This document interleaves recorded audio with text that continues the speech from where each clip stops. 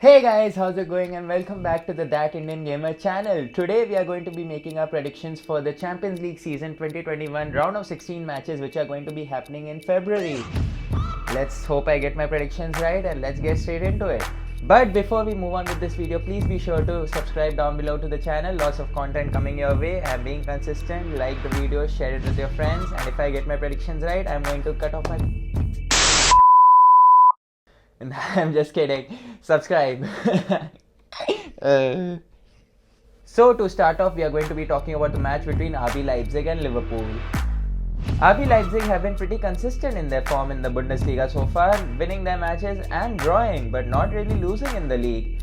Meanwhile, on the other hand, with Liverpool, after thrashing Crystal Palace 7-0, God save their souls, they've not really been consistent and they have been not finding the back of the net so far. I don't know if it's the attackers not playing well or the midfield just not converting with the attackers really well, but something seems to be wrong right now. Liverpool fans would blame it on the injuries, but I would blame it on something not being right. RB Leipzig have a great pool of talent, and with young talent coming through and Julian Nagelsmann really getting the best out of the team, this is going to be a really tough matchup. Players like Upamecano and Cuckoo, I hope I am pronouncing these names right, Tyler Adams, Paulson, you've got great young talent who's going to be a problem for Liverpool. But on the other hand, you have great experience in Liverpool and have recently won the Champions League just 1 year back. You would expect them to be okay with this kind of opponent. Liverpool have the likes of Salah, Firmino and Mane to depend on, the trident that everybody fears in Europe right now. While Thiago was bright at the beginning, people will start to wonder whether he's really a good fit for the team, because while he has a lot of the ball and a lot of flair on the ball, he really hasn't been mixing up with the attacking players so well. But it's the first season, so I'll let him go. It is a really tough matchup to call, and it would come down to certain key players. For RB Leipzig, I would say it's Sabitzer. Sabitzer is such a powerhouse in midfield, and when he gets his game going and Cuckoo starts gelling up with him, there is not a better midfield in Europe right now. Yeah, I said it. They have a lot of chemistry between each other and they really make the team tick along. If there was one midfield which had an influence in this game, I would say it would be Leipzig's if they are in form. If there is one man for Liverpool who's going to make the most difference, it's going to be Roberto Firmino. As Jurgen Klopp said, Roberto Firmino has the most influence on this team, and it shows. I might go as far as to say, since the past season, Roberto Firmino hasn't been clicking at Anfield. Roberto Firmino needs to click because he is brilliant at hold-up play and he is brilliant at bringing Mane and Salah together for attacking play. If Firmino clicks, the whole team ticks along. So, for this matchup, if there is one man who needs to be in the moment, in form, it has to be Roberto Firmino, and that would help his side a lot. Or else, maybe he can go back to his Brazilian favelas and just stick around there. So for my prediction between Leipzig and Liverpool, I'm going to be going with Liverpool. I think they'll find their form, players will be coming back from injury as well, and Jurgen Klopp will have the squad depth that he needs. I also think the fans will play their part. If they come back in the stadiums by February, and with the second leg being in Anfield, I can't say that Liverpool are not going to win. Next up, we have the mouth-watering fixture between Atletico Madrid and Chelsea. Ooh, what a game this is going to be. The last time I watched these guys meet, it was a cracker in 2013 in the semi-finals of the Champions League. Atletico Madrid edged that one, but this one is going to be tough. Atletico Madrid are currently top of the league in La Liga, and they are a force to be reckoned with. Their team under Diego Simeone really is coming to strength, and with Luis Suarez being added to that team, it's a different beast altogether. With Chelsea, meanwhile, under Frank Lampard, while the team seems to be growing right now, they still seem to be having problems in the way the team is functioning and the flexibility of the team. I don't think Frank Lampard still has the right formation to play the team in, with Timo Werner still playing on the wings, while I feel he's the perfect number 9 to have with his pace. But I think he'll figure it out by February, so it's a tough one to call. Atletico Madrid have stocked up on their players, and by stocked up, I mean they are great on defense, great in midfield and great in attack. They really are not lacking anywhere. But Chelsea still has problems all across the pitch. In attack, you would suggest that Timo Werner and Havertz still aren't gelling up. like we had thought they would since they were playing for Germany together. In the midfield, Kante seems to be the most consistent player, while Jorginho still seems to be finding his feet, and Frank Lampard being confused between who to use with Kovacic. And even with the addition of Thiago Silva, their defense seems to be a bit shaky right now. I think Atletico Madrid are going to win this one. I think they have too much across all parts of the pitch for Chelsea. I think Chelsea might hurt them in the first leg, but Atletico Madrid are still going to win overall. Their defense is too good. They are still the best goalkeeper in the world, probably Jan Oblak. So yeah, I don't see Chelsea getting through this Atletico Madrid side. Moving on. Next matchup is going to be Lazio versus Bayern. And while I could say many things for Lazio, you can't really look past Bayern, can you? Bayern have been immense this past year, with Robert Lewandowski scoring goal after goal and also winning the best player. Bayern seem to be stacked with players everywhere, and they all seem to be world class. Their recruitment procedures for the last 2 years have been absolutely amazing, and you can't look past the Bayern board for that. They have been amazing at financial transfers and making the best out of their talent for the past 3 seasons, and those investments are paying fruit right now. You have so many amazing players kicking around. You have Robert Lewandowski, you have Kingsley Coman, you have Goretzka, you have Thomas Muller still kicking around. You have such great talent. So if Bayern don't win this, I think there's something that seriously went wrong back there, and their coach is going to be sacked, especially for losing against Lazio. Yeah, I said it. The next match is going to be Porto versus Juventus. This is an interesting matchup in my opinion, because Juventus haven't been that great of recent times. Ronaldo has been scoring the goals, but talking about the team, they have been very inconsistent this season. When we talk about Juventus, we talk about Ronaldo. Ronaldo has been coming into form recently, and that is what they are going to need to win this matchup. Ronaldo needs to be on his topmost level to score them goals. But on the other hand, they have been pretty inconsistent.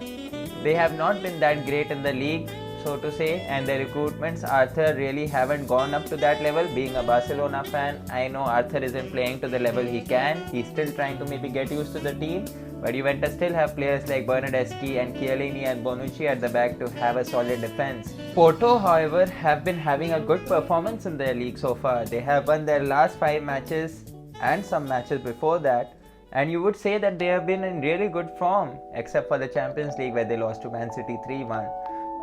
Let's not talk about that. But Porto have great players as well. Porto has Corona in their team. Oh jeez, what did I just say? Porto have some great talent in their team. They have Malang Sarr still playing for them at defense. They have players like Mehdi Taremi in their forward. They have Felipe Anderson, who's been recruited from West Ham. So you would say Porto could cause an upset here, especially if they can keep the form they have been keeping in the league so far. With Juventus' inconsistency and Porto's consistency right now, I would give the edge to Porto. And this is going to be very controversial, but I'm going to give the win overall to Porto. Porto has made life difficult for Juventus before as well, and I think it's going to be the same this time as well. Next up, we are going to be having Atlanta versus Real Madrid. Another tough fixture, I would say, because Atlanta in the Champions League have been the underdog so far. The last season and this season, they are proving to everyone that they are a team to be reckoned with. With free-flowing goal-scoring performances across all the stadiums in Europe, I would say Atlanta are the underdogs this season as well, and the dark horses to go further into the Champions League. But with tough opposition against Real Madrid, who seem to be finding their rhythm at this moment, you would say this is going to be a mouth-watering fixture. Talking about Atlanta first, I say Atlanta has some great talent in their team, with Ilicic leading their line, who scores goals for fun, I should say. They have Miranchuk, they have Zapata, they have Ilicic, they have such great players in their team. I really think if they really get their things right, they could cause problems for Real Madrid. Real Madrid, on the other hand, have been gelling up so far. I was doubting them at the start of the season, but they really seem to be getting their things right. Yes, they have been inconsistent in the league, but some of their players who weren't performing before have started performing, with Lucas Vazquez coming into form all of a sudden, and Vinicius Jr. showing that he can take the place of Eden Hazard and play a decent role even when he's not around.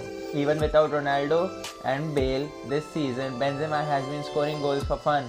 and I would say he's the most influential player so far after Sergio Ramos. I'm really having to think about this one because Atlanta are an Italian team and Real Madrid have struggled with Italian teams in the recent past, except Juventus when Ronaldo was around. But other than that, if you remember the fixture against Napoli in the Champions League as well, Real Madrid just survived, scoring through brilliant goal attempts from individual performances, but as a team they were struggling. But since the Champions League is 2 legs this year around, if it was 1 leg I would have given it to Atlanta, but since it is 2 legs I would give the tie to Real Madrid. I think they will make it through. I think Zidane has the know-how to get his team through the round of 16. And after poor performances in the group stages of this year's Champions League, I think they want to prove a point against Atlanta. So Real Madrid to get the win. Next up is going to be Munchen Gladbach versus Man City, and I'm not going to waste too much time on this. Munchen Gladbach and Man City have faced off in the recent seasons and there has only been one winner always. I think it is going to be same for this season, and especially with players coming back and Pep Guardiola wanting to again win the Champions League because the pressure piles on him every season. It is going to be Manchester City to win this tie over 2 legs. They will put goals across. They will put several goals against Munchen Gladbach, and I am not going to really make any more suggestions for this one. I'm sorry Munchen Gladbach, you can try to cause an upset, but with a force like Man City, especially in February and across 2 legs, I just hope it's not a double figure score. Next up is going to be the matchup that has captured the imagination of the world and is looked forward to in the round of 16 the most. It's going to be Barcelona versus PSG. This is a matchup which has happened various times in the Champions League, especially since the turn of the decade, since 2010. PSG and Barcelona have faced more than 6 times in the Champions League against each other. Barcelona has won quite a few of the fixtures, but PSG have thrashed Barcelona in some of these fixtures. This is the most 50-50 matchup in this season's Champions League so far, I would say, in my opinion. And while some people would say, how is it 50-50? Barcelona hasn't been performing that well at all. I would say, if you have Lionel Messi in your team, you always have a chance. The next interesting point is to watch Neymar coming back to the Camp Nou. Everybody is waiting for the moment Neymar just shakes the hand of Lionel Messi back at the Camp Nou against his former teammates, and something tells me Neymar is going to have a point to prove. Barcelona have recruited great talent this season under their new manager Ronald Koeman, who has been pretty inconsistent in the league, with Barcelona still 5th in the league. Players like Ansu Fati, Serginho Dest, Pedri, Trincao really have given this squad the look of age they needed. They needed this young boost of injection. But that's not to say that PSG have great talent as well. PSG have Mbappe, Pablo Sarabia, who's won 4 Europa League titles with Sevilla. That's just crazy to think about. But there's one difference maker in Barcelona, and it is the greatest of all time, Lionel Messi. If Lionel Messi performs at his peak against PSG, Barcelona are going to win. And the opposite is true as well. If Lionel Messi doesn't play and PSG hold Messi off on that day, it's PSG's game to win. So while my head says that PSG will win, my heart says Barcelona is going to take it over the 2 legs. Even though the second leg is away, Barcelona to win the leg over 2 ties. Come on the boys. I know I'm supposed to be neutral in these reactions, but nah, Barcelona for the win. Visca Barca. So that is it for the reactions. I hope I get them all right. I want these predictions to be in such a way that when I react to them later on, I should regret not betting on my predictions. So hopefully I get them all right. But that is it for this video. I hope you guys enjoyed. Please do subscribe for more content and share this video around if you think my predictions are awful or great. I will see you guys next time in the next video. See ya.